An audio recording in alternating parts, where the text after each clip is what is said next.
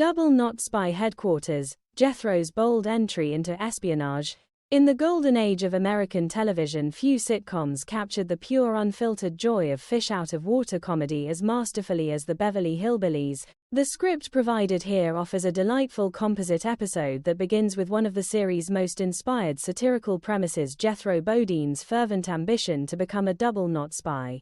This storyline, clearly inspired by the massive cultural phenomenon of James Bond films in the mid-1960s, allows the show to deliver layer upon layer of physical comedy, verbal misunderstandings, and heartwarming character moments that have kept audiences laughing for decades. From the opening lines, the transcript plunges us directly into the Clampett household's characteristic chaos. Jethro, hammering away with tremendous enthusiasm, announces he is bringing the bulletproof shield from a double-knot spy car. The sheer absurdity of the phrase immediately signals that we are in classic Beverly Hillbillies territory. Max Baer Jr. brings an infectious childlike energy to Jethro that makes even the most ridiculous declarations feel completely sincere. When Uncle Jed Buddy Ebsen suggests he pound with the tub up so he can see what he's doing, Jethro's response reveals both his determination and his lovable dim-wittedness. "I can't, Uncle Jet, it's in my blood. I'm cut out for all that fighting and loving." This early conversation between Jed and Jethro is a masterclass in character dynamics. Buddy Ebsen's Jed Clampett remains the moral and emotional center of the show, responding to his nephew's wild ambitions with a mixture of patience, gentle teasing, and quiet wisdom. When he reminds Jethro of his previous career aspiration to become a brain surgeon, the contrast is hilarious yet telling. A brain surgeon, according to Jethro, might go for days without doing no worthwhile fighting or loving. In this single line, the script perfectly encapsulates Jethro's worldview, one where action, romance, and excitement take absolute priority over professional respectability or intellectual achievement. The physical comedy begins in earnest as Jethro displays his elaborate spy gear. The iron hat, the heavy double-knot spy coat loaded with weapons, disguises, and a telegraph set, and especially the armor-plated contraption that makes him a walking tank, provide endless opportunities for visual humor. One can easily imagine the studio audience roaring with laughter as Max Baer Jr. struggles across the set in his bulky costume.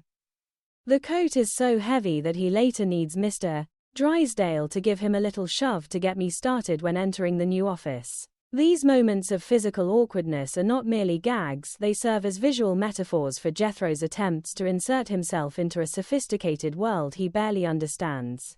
Mr. Drysdale's involvement elevates the humor to another level. As the perpetually money-conscious banker played with frantic energy by Raymond Bailey, Drysdale sees an opportunity to please his wealthiest client, Jed Clampett. The scene where he overrides the claims of Baker and Associates, who have been waiting 6 months for the office in favor of Jethro, showcases the show's gentle satire of capitalism. Drysdale's priorities are crystal clear. Jed Clampett has a bundle, while the legitimate business has well none. This pragmatic, slightly shady decision-making is typical of Drysdale's character and provides a perfect foil to the Clampett's honest, straightforward approach to life. Once installed in his new double-knot spy headquarters, Jethro's behavior becomes increasingly elaborate. He tests disguises, speaks in what he believes is a secret code, and attempts to demonstrate various gadgets. The malfunctioning shoe blade, which Jethro proudly explains, will allow him to kick back at Old Smirch, stands as one of the episode's most memorable running gags. The fact that he has installed it backwards, causing him visible discomfort, adds a layer of slapstick that never feels mean-spirited. Jethro's unwavering confidence despite repeated failures is what makes him so endearing. Miss Jane Hathaway, portrayed with impeccable comic timing by Nancy Kulp, serves as both witness and reluctant participant in the madness. Her interactions with Jethro provide some of the episode's most quotable moments, when Jethro asks her to keep his spy headquarters open while he goes home to help Granny, or when he demonstrates his secret weapon. Jane's dry reactions ground the absurdity in relatable human response. She recognizes the ridiculousness of the situation while still treating Jethro with a measure of fondness and respect, a balance that defines her character throughout the series. The introduction of the criminal subplot with Vincent Baker, alias Tony the Torch Montanero, adds delicious dramatic irony. While Jethro plays spy directly above the bank vault containing $250,000, the real criminals plot their heist only to find their carefully laid plans disrupted by the Clampett nephews' enthusiastic presence. The script cleverly uses this setup to create tension and anticipation without ever becoming dark or threatening. Even the criminals are somewhat bemused by Jethro's antics, highlighting the show's ability to make even potential villains seem less menacing when confronted with Clampett innocence. Throughout these sequences, the script maintains a loving appreciation for rural values and simple honesty. Granny's concern about Jethro being turned loose in downtown Beverly Hills reflects the family's protective instincts. Ellie Mae's recruitment as secretary, despite Jethro's protests that she must be sophisticated and mysterious, provides additional layers of gender-based humor and character warmth. The entire family supports Jethro's dream no matter how impractical, demonstrating the powerful bond that remains the emotional foundation of every episode. The 1960s historical context enriches this storyline considerably.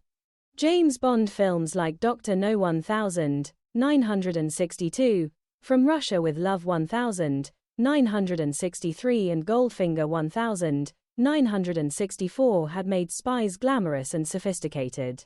By having Jethro misinterpret and democratize these elements, turning them into homemade backwoods versions, the show gently pokes fun at popular culture while celebrating authenticity over pretense. Jethro doesn't need fancy gadgets from Q. He makes do with armor made from household items and a shoe blade that may or may not work.